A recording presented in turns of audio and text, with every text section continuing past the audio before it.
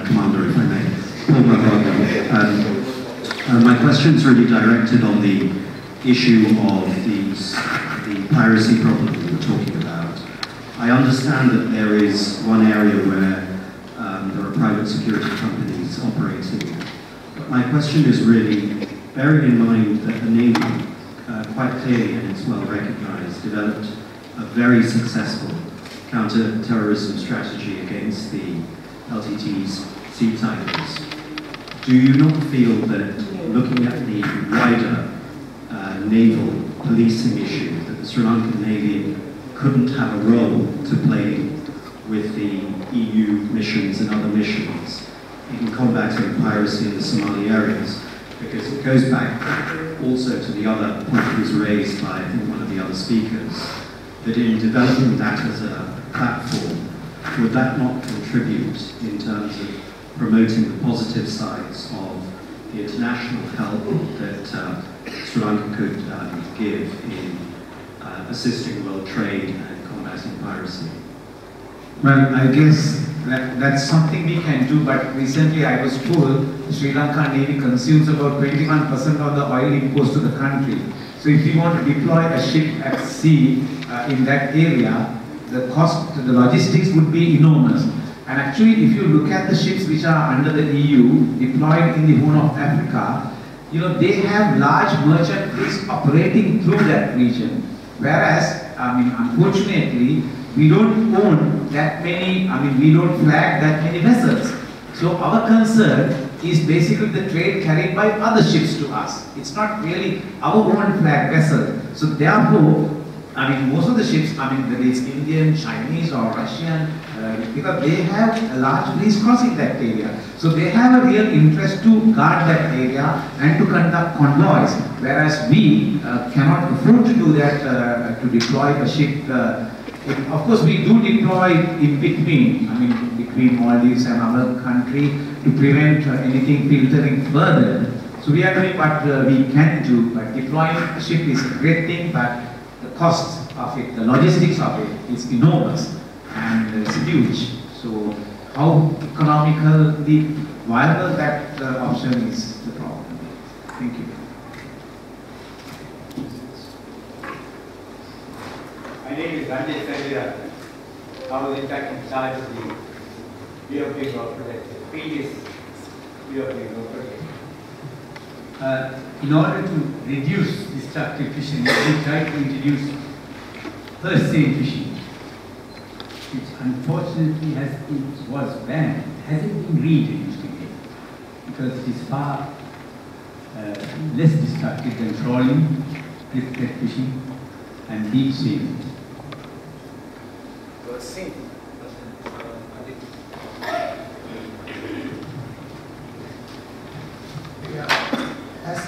As a rule, I think that now the Tuna Commission and all are proposing to Sri Lanka to eliminate all the gill nets from the area. That's one observation I from the last couple of weeks.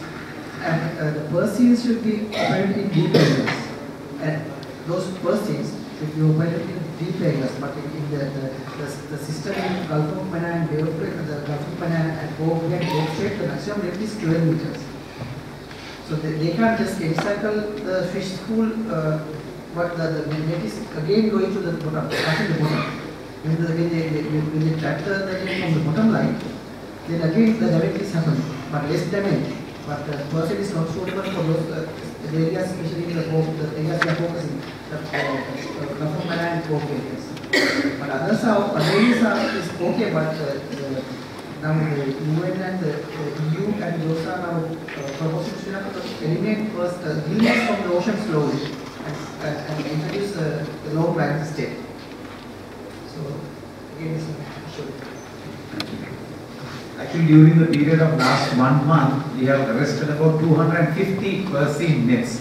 Now they are in court custody, so we are doing what is possible because, as he mentioned, this dolphin of Kalpitia, we were really alarmed. There were large numbers of dolphins were caught by this, and now we have sprung into action when we receive these reports. So we are doing that.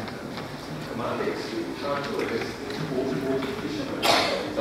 We are arresting. I mean, every now and then, when they come too close to our comfort, we arrest them and then we produce them to the courts. But then there is a mutual agreement between Tamil Nadu and Sri Lanka.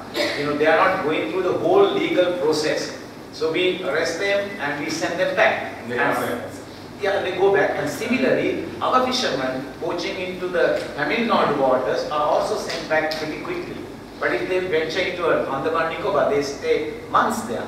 But we have this bilateral agreement between these two. So we can arrest, but as he said, you must see there, be there, see the threat. Thousands are coming. You can arrest 1 or 2 or 3 or 4, but 995 get away.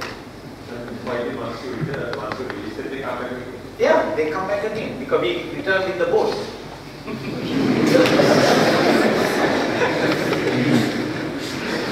Thank you, Bhavan. Thank you. With this, we conclude our first panel. So I would like to thank my panelists for their contribution and their great thoughts and ideas, and also the audience for their participation. We are about 5 minutes behind schedule, so I would like to call upon our second panel. Before I call upon the second panel, we have some token of appreciation for our first panelists. So.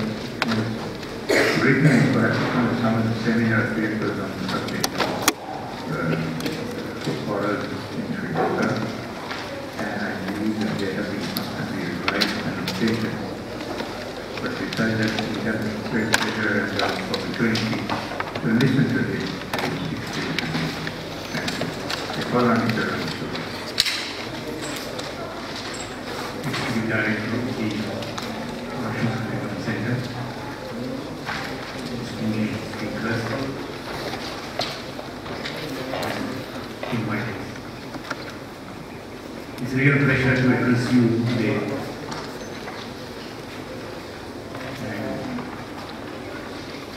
The presentation is slightly different from the first speaker's presentation.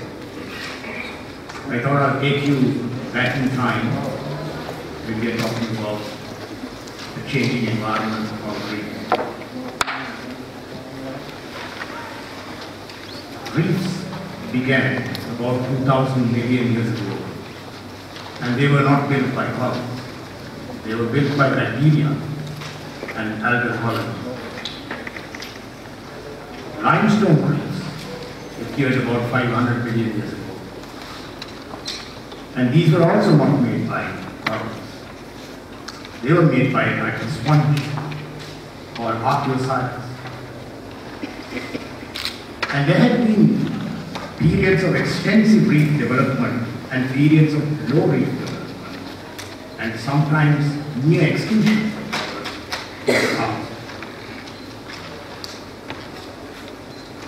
This is a model of the Archosaur.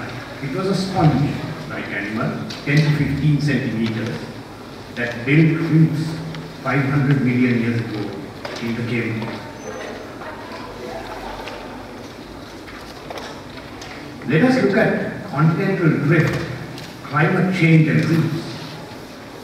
This is the background and the past of evolution of reefs.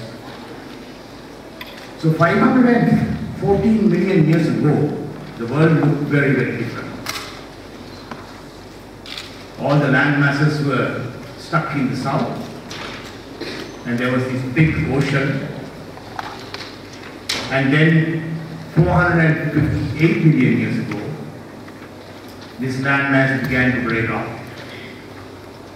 what was known as Gondwana, and then migrated northwards.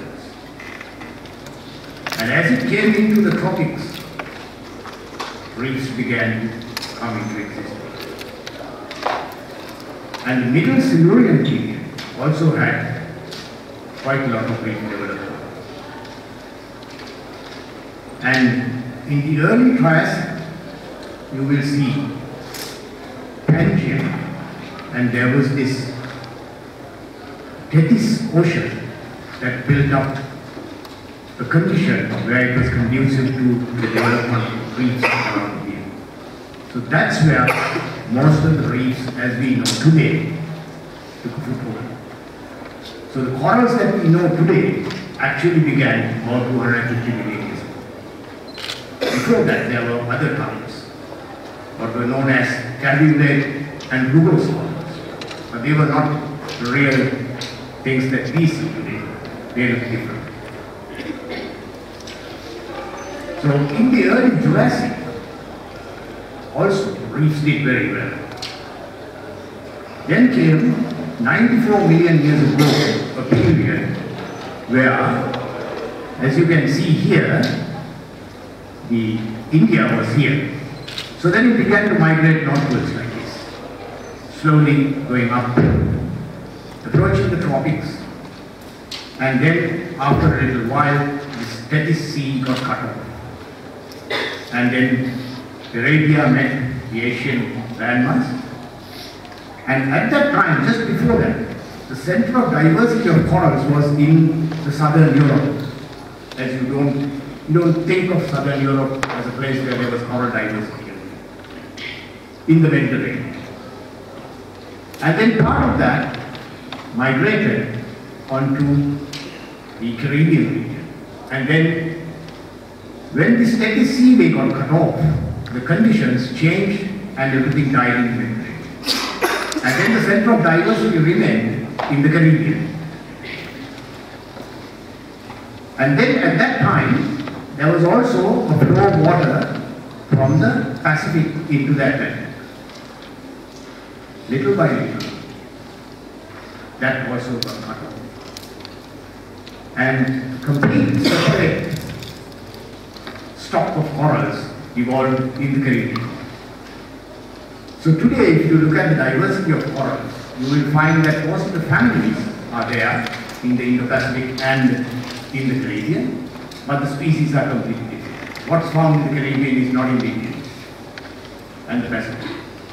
So this indicates to you that continental drift, plate tectonics, and climate change, resulting climate change, changed a lot of these reefs in the past.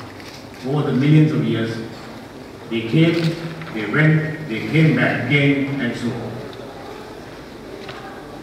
The fourth picture is an interesting one.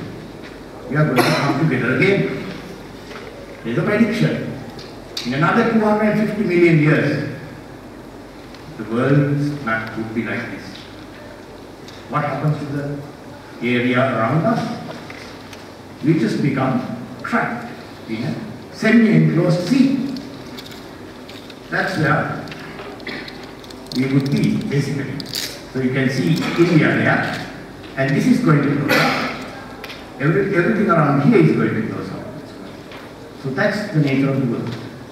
So having said that, then the next huge impact that we had in the recent times is the tsunami. That of course is also again a natural thing. This is how the world evolved in the past. Continental drift, and of course the corals with it. So we looked at some of these areas that were impacted by the tsunami, and the red stars indicate there were huge impacts. And that's what the underwater world and outside looked like. Some corals were overturned, some areas were totally wiped out, and huge coral domes were brought ashore in the Vancouver coast. Now, climate change and sea surface temperature. Now, these are things that have been affecting coral reefs a lot. Although we know that closer to us, there's a lot of fishing pressure and damage to reefs. But Peter Glynn at the University of Miami was the first person to actually record a large-scale bleaching event in March 1983 in the Caribbean region. He found that all of a sudden the reefs were turning white and he did not know what was going on. So he took corals into his laboratory, started checking the water quality and everything, and eventually he hit upon the fact that it was a change in temperature that caused this bleaching. What happens during this time is that the single-celled algae that lives within the reef-building coral tissue begins to break down, and then the coral expels it. It's the algae that gives most of the color. So when the algae leaves the corals become more or less white, because you see the underlying skeleton, the calcium carbonate white skeleton. So that's why it is called bleaching. So since then, we have seen bleaching more often, more frequently since the mid-1990s. In 1998, there was unprecedented bleaching of corals in the Indian Ocean. It destroyed lots of reefs in the Maldives, Sri Lanka, in the coast of India, Gulf of Mannar, and as far as Mauritius, then French Reunion, east coast of Africa, and so on. And this was also linked to the El Nino and the La Nina cycles. So this was the first time that we noticed such large-scale bleaching events. This gives you a picture of how and what happens immediately after the bleaching event. So the first picture is something that was Bari in the 1990s, early 1990s and so on, before the bleaching event.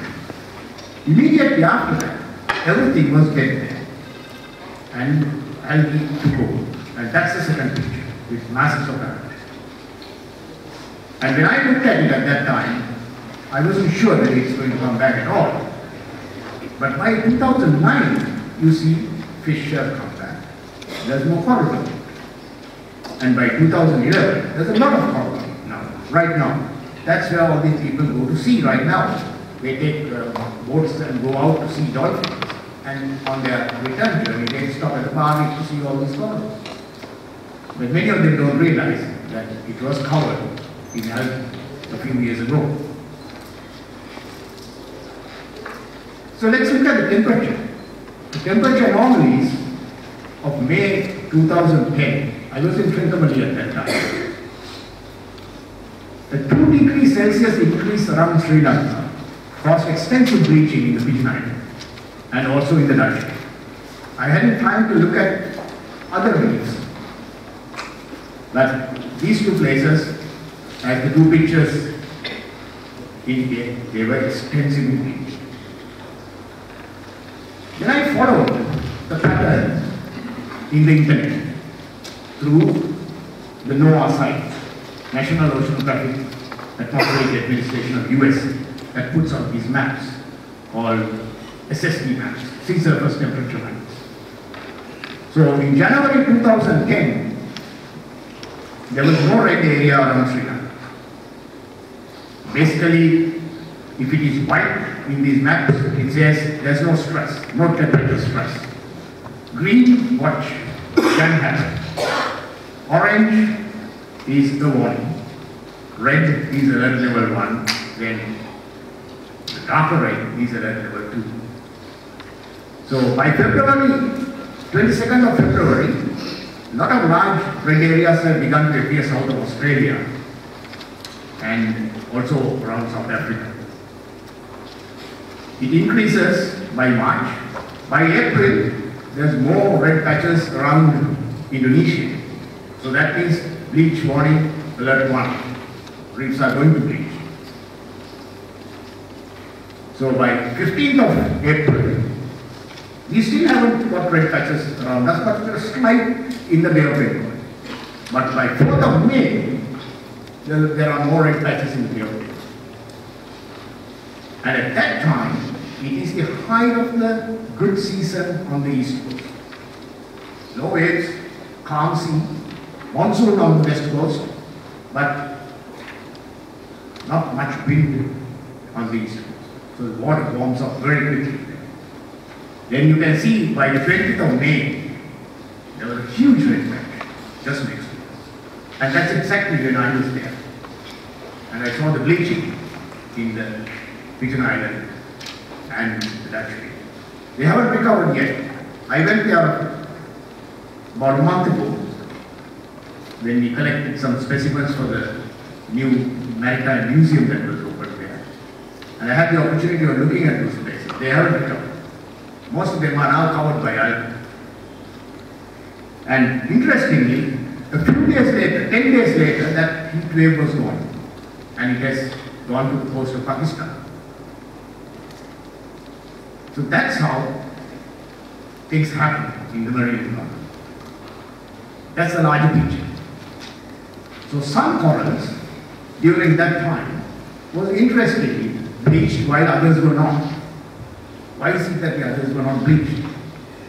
Because now scientists have found out there are hundreds or probably thousands of combinations between the zooxanthellae, different strains of zooxanthellae and different species of corals. And some combinations are tolerant of different threshold levels. So you find some bleach and some don't. So what does that indicate to us? If bleaching is going to be a frequent occurrence, temperature increase is going to be a frequent occurrence in the future, corals that can tolerate that will colonize the reefs. This is exactly how in the past also it has happened. So corals will not disappear in that sense completely. And then ocean acidification. Due to the increase of carbon dioxide, the seawater will become more acidic, and that will dissolve the coral skeleton. And also any other animal that has calcium skeleton. So ocean acidification is another effect that will hit the corals. Invasive species. We always talk about alien invasive species. Now what is alien and what is not alien is also a question that we should address. Because some species remain dormant and become invasive when the conditions are right. So it's not always alien invasive species, not only in the marine environment, even in the terrestrial environment. For example, species of mosquito. If the conditions become right, it will increase. So we have seen such things in the marine environment, like the increase of halibut, algae, and smothering corals. Then resource exploitation. This is an interesting thing for you to know. In the 1960s, a kilogram of lobster was about 5 rupees, and people couldn't sell it. Because Sri Lankans don't like to, at least didn't like to eat lobsters, saying that it is guineal, it is creating a rash and allergic reaction. But today, it is 4,500 rupees. You can see the increase. And the lobsters have disappeared. So, a recent study indicated that high-value sea cucumber and all of these other changs also have been overexploited. Then comes this fishing gear that was addressed in the previous session. The line line was mentioned. The first saying, this is the thing in operation. This is rampant in the northwestern coast, and they are actually targeting spawning aggregations of reef fish and pelagic fish. Dolphins are victims of this action. They are not actually catching the dolphins, but the use of this net track the dolphins, because the dolphins are also together with the tuna and other small tuna-like species, because it's a feeding frenzy. So when they encircle the entire net, everything is inside the net. And when all these fish are in the net, there's a possibility of the net dying up. So then they use dynamite to control the fish and the dolphin. So the dolphins obviously drown as a result of the shock, and they're unable to surface. And then they throw the animals out and take the fish in. This is what is happening. So what you see on your right hand side is the school of snappers, spawning aggregations that have been caught. Now many of you may not know that most of these fish in the sea are called broadcast spawners. They don't lay their eggs in one spot, but they all come together like a flock of birds, and they release the eggs and sperm into the water. This is to maximize the dispersion after the eggs are fertilized. So fish that are born on the Sri Lankan coast, depending on the current pattern, will actually end up in the Indian coast as larvae and colonize the reefs and the habitats there. It's also the same from the Indian side to us. So what does that tell us? We need to protect large areas if we want to protect these stocks and take away these destructive fishing. And this is, of course, not in Sri Lanka, but in the Caribbean.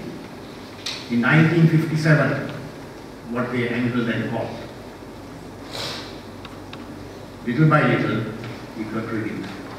And today, the last picture is 2007, but today I believe it's probably something like that, always. Then last fishing was mentioned, it is rampant, and this is a picture from Kayak, when we were doing a survey of the FAO supported survey. This is what it looks like. And some pictures from the south. And interestingly, the lower right hand picture has somebody carved his name on corals, just like you see carved on land or trees, and defacing rocks with white paint, advertising and so on. So that has also gone underwater. I wonder what advertisement should it be next. So then pollution and reefs at risk. You see, this is an estimate that has been made by UNEP WCMC in 2001, and all the red areas are reefs at risk. Today it hasn't changed. And then the declining trend of corals. This is the IUCN Red List Index. Again, the blue line, corals, declining faster than even the amphibians. We were talking about amphibians, but it's even faster. But we have very little corals. South Asia has only 6% of the world's coral reefs. And Sri Lanka has only 680 square meters out of coral. So it's 0.24% of the world's reefs. And that is what we are not looking after. So we have 4 marine protected areas, 1 fisheries management area, 2 are national parks, while 2 are sanctuaries. In South Asia, this is the total protected areas that you get. Maldives has the largest number because they are mostly interested in dive tourism and so on. And they tend to look after their reefs quite well, despite the fact that some areas get disturbed due to hotel development, but they have very large areas as well. So this is another categorization of the major threats in India, Maldives and Sri Lanka. As you can see, Sri Lanka has a lot of high to medium level threats in coastal development, habitat alteration, loss of biodiversity, coral bleaching, sedimentation, etc. So these are the anticipated major threats to sensitive habitats and biodiversity. Rising sea surface temperatures, global warming, sea level rise, alteration patterns in existing climate, possible shifts of ocean currents, increases in hurricanes, cyclones and their intensity, CO2 increase and ocean acidification, increased resource extraction and increased pollution and sedimentation. We also need to improve the resilience of reefs if they are going to recover from all. So understanding different roles of species is vital to that. Herbivorous fish eat the algae that can smother the corals. Species such as the humphead wrasse, which is now being spearfished, is actually eating the crown of thorns, starfish that feeds on the coral. And we need to adjust our extractive resource patterns, what is popularly called adaptive management, but we are not doing that. We are constantly taking at the same rate or even increasing the rate. So minimize pollution in the marine environment, identifying protected areas, high biodiversity and protecting them well. Measure extinction risk of certain species and build habitat connectivity. Connectivity is something which is very, very important. For most people, it is one habitat here, but they don't see the link it has to different areas. It has all the way from the mountains to the abyssal sea. All these are connected in one way or the other. Species migrate, nutrients come in, and so on. So this is just a cross section for you to understand that connectivity in the bar reef from the shallow corals to the edge of the shell at certain meters, and it drops very rapidly up. And that's where the dolphins also patrol all the time. So you can see coral depleting little by little as the depth increases. And then the larval dispersal, connectivity of larval dispersal. Here again, we may want to look at things that are tolerant of heat and so on. So in summary, if given sufficient time, reefs can recover, but they succumb to constant threats and chronic threats. And we need to establish more protected areas and look after them well. And this cannot be done by just one department or one organization or anything. Everyone has to come together, realizing that it's only by linking hands that you can actually get where you want to. So with that, I end my presentation. And thank you.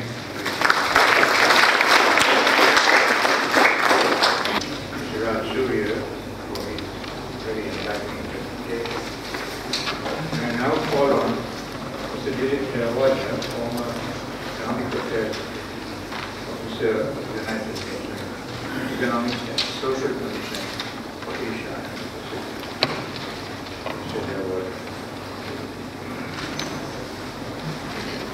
Mr. Chairman and Director of the Hydrography Institute and distinguished presenters.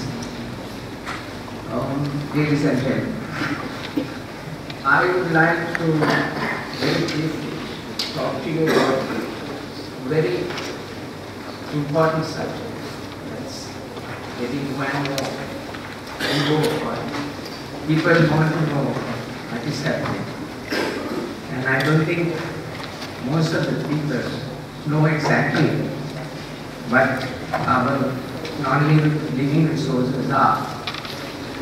Before I really get into the subject, I would like to mention about the United Nations Convention on the Sea, which came into force on 16th November 1994 after receiving system applications of accession.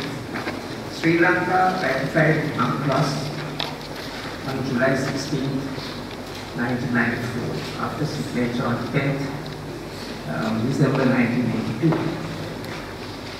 So under the rights and obligations of UNCLOS, Sri Lanka is entitled to an EEZ, that's an exclusive economic zone, of 437,400 square kilometers. Further on, under Annex 12 Final Act of UNCLOS, Sri Lanka is also entitled to a wider continental margin, thus extending the ocean space to a total of 1.4 square kilometers, which is approximately 20 times the size of Sri Lanka. His Excellency the President, at the last budget speech, mentioned about the importance of our ocean resources, and in fact has voted 200 million rupees to set up a secretariat to claim this area. I wish the people involved the best of luck for this.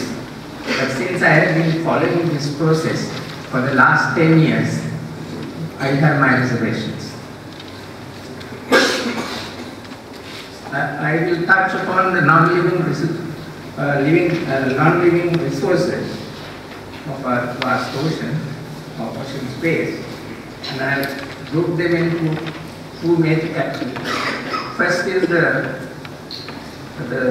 occurrence of oil and gas. And the topics I will discuss very briefly with the limited time is the history of oil exploration, geological prospectivity, and legal impediments, maritime law, UNCLOS, delimitation of continental marketing, then the ADB project, and the TJS CPC agreement.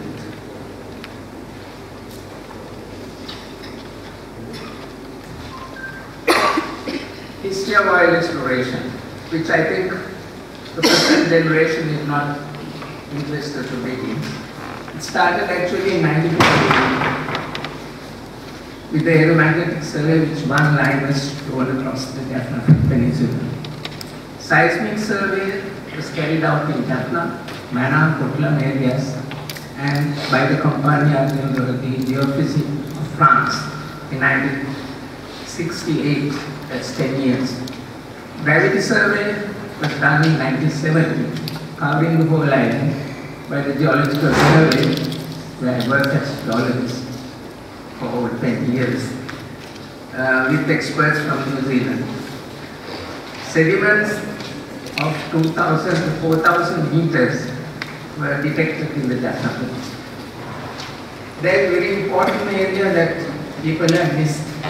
Those are the two Jurassic sediments that are at Andigama, Tabu, and another one at Palam 3. These sediments have gone up to about 1,400 feet with the drilling that the Geological Survey did at that time, and there was no basement. So the importance of these deposits is mainly because there are fossils, two major fossils, Ganganopteris and another one, which indicate that we were part of the Gondwana.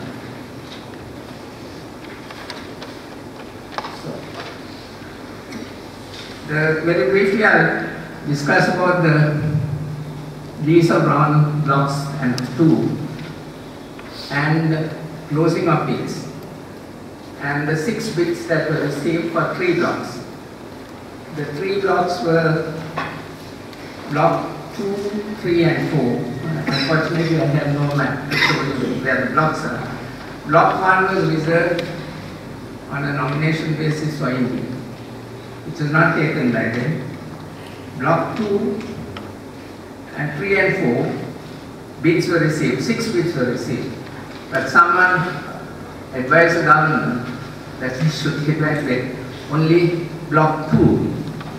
This was a very unfortunate incident, where if we had given all 3 blocks, by now we would have had more data, and the second big round would have been a real success. But I won't say that it won't be, but this is one of the major impediments. And out of this evaluation that was done by the local people, whereas for some reason the Fugo, who was the advisor to the PRDS, was eliminated from getting involved in the negotiations or advising the government, because the local agent of Fugo was the same as the agent for King. So they are operating in a conflict of interest, and the central bank objected to the consultants getting involved.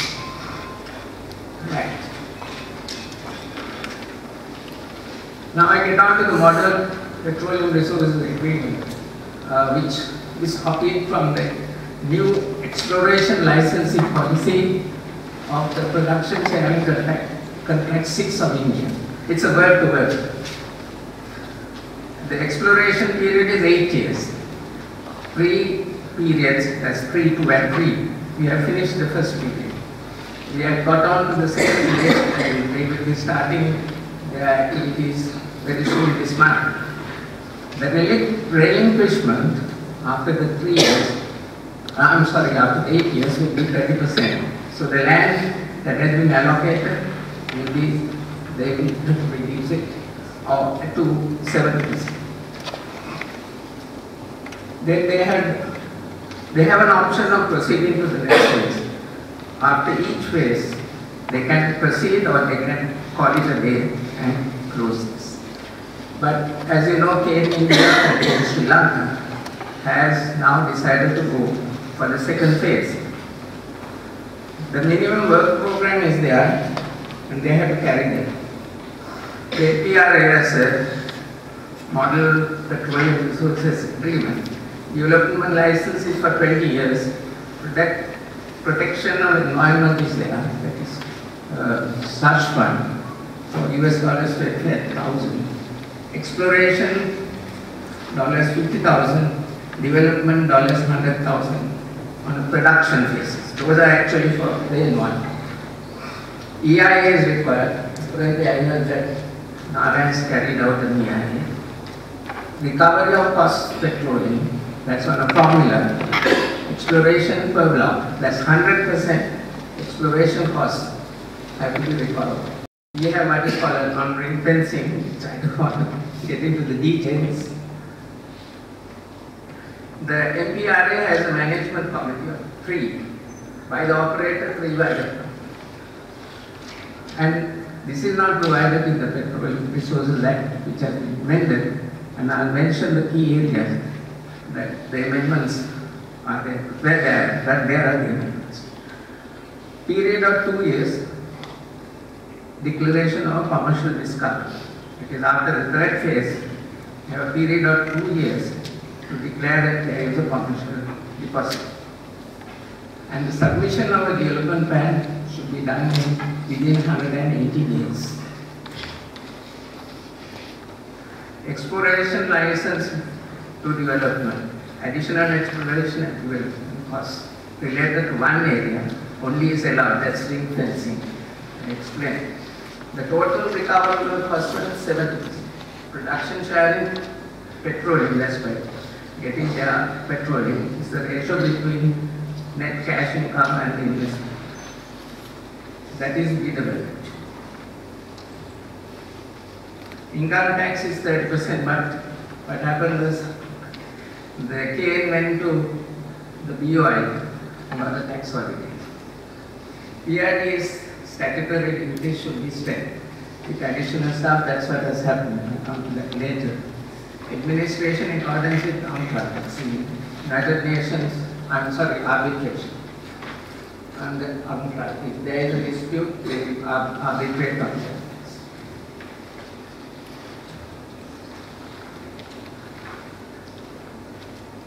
Oh, I went back.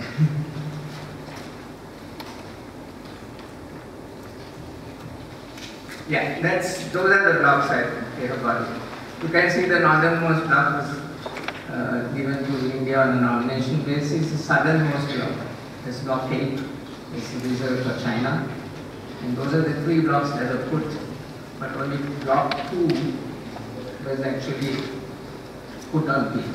No, I'm sorry, was evaluated after receiving 6 beats. It's interesting because the Japanese oil and gas and the exploration company came later and evaluated the results that were there and found that they evaluated all the results that were there. The drill was done by the Russians, the Canadians, and I think the American States. Then why the 24 holes or all the holes that were dry were made because maturities were not sufficient. And they also did that did a basic modeling, and that's the data that we use for evaluation. We find 2 areas that are promising. That's in the northern part of Manna in the Cowrie Basin. And that area apparently has very good chance of striking oil and gas.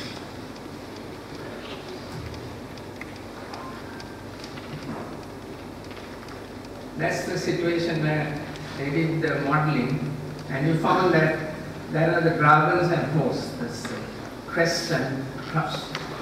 The locations of those railroads by the Russians, except I think where we had a show of oil at Pesari, were not located at the right place.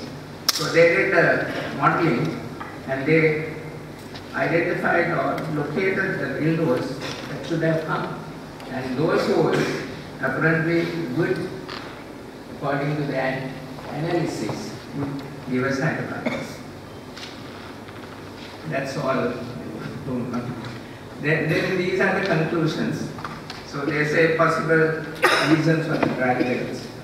And these are the correlations on the various holes. And those are the areas that they have recommended. And that's the Cretaceous sediment structure map. And there's a seismic section. And they have also recommended future work. Unfortunately, for some reason, the Director General of the PRDS at that time didn't give this data that they asked. I don't know for I'm not really sure what happened. So those are the areas that they wanted the data for them to reprocess. That never happened. Now I get on to the Cowrie Basin. If you look at the Cowrie Basin, it's just similar to the Manna Basin, only thing it's in the south. But the Cowrie Basin has vast resources of oil and gas, which companies like Reliance, Kane, all these companies are got in, including some foreign IOCs. Those are the sections I think I'll speak. Sorry. Now that's interesting because you see this carbon and host structures, and you see the end, it's Manna in the Pop Bay area.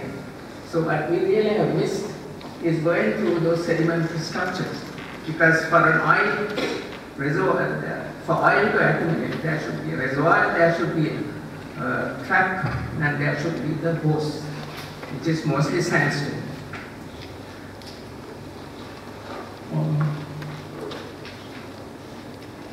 These are summary conclusions which I don't want to go through.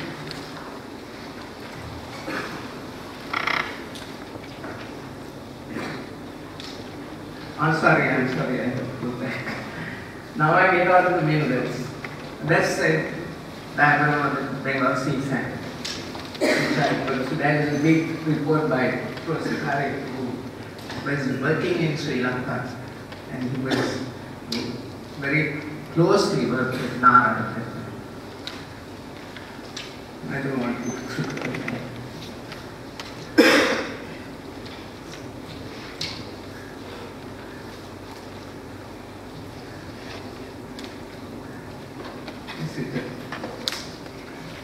Okay, then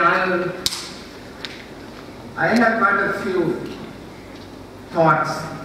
I mean, I'm just throwing this, of course. There is a problem with Annexure 2. I think the next speaker will sure tell us what's happening, because that's not really to us. Now, Annexure 2 was earlier applicable to India and Sri Lanka. Drafting referred to only the countries of southern Europe, never referred to any country. Annexure 2 was included in the final act on the initiative of Dr. Kiran Sri Lanka's ambassador was Ambassador Lord Steve, and he attended all the conversations. And we have Mr. Kumar Chitty, who also attended Redcom and later got into the International Tribunal of the Law at Sea. So what really transpired was that there was a rush to go through this final act because it could have reopened this discussion. And then they went and adopted the annexure. Because there were countries like US trying to claim the same sort of formula for the Alaska Sea. There is a reference to people are interested. There is a published submissions to the UNCLOS in cases of disputed and undisputed maritime boundary delimitations on other unresolved land and maritime disputes of developing states. There are about 5 pages devoted to our region.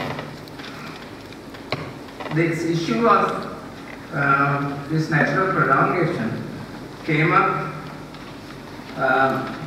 after Myanmar submitted a claim, and after Myanmar also had a dispute with Bangladesh.